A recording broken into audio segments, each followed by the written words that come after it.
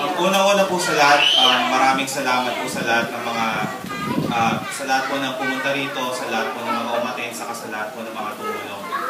At saka nagpapasalamat din po ako sa mga sumusunod po or nagre-reply po sa text message na pinapadala ko po. Siguro ito yung makakabisita po ako sa school. Ang gusto ko lang po sanang sabihin ngayon is gusto ko po magpasalamat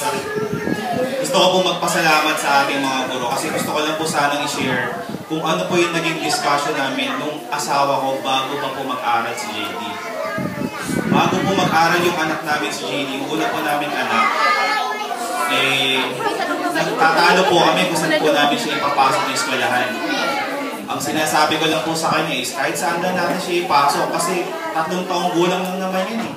Wala pang gagawin sa eskwelahan yan kundi maglaro. Pustahan tayo, wala yung matututunan. Umaten po ako ng unang PTA meeting sa eskwelahan ito. If I may quote teacher test, ang sinabi niyo po yun is passion po ang nagdadrive sa amin para magturo sa mga bata.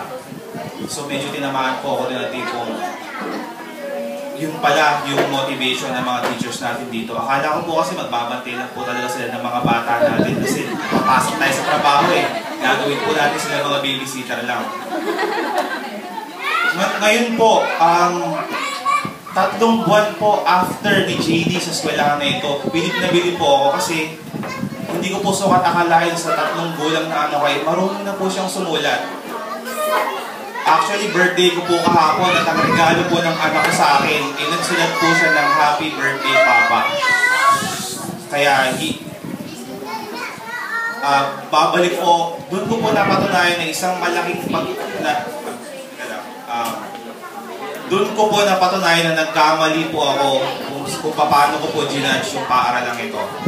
At simula po noon, naniniwala po ako na hindi po yung matututunan po ng bata ay hindi po sa kung saan sila nag-aral. Pero kung sino po yung mga nagtuturo sa kanila. So, mga parents, students, samahan niyo po ako para pasalamatan po sila Teacher Tess, Teacher Winnie, Kuya Junin. Maraming salamat po at Happy Teacher's Day po sa inyo.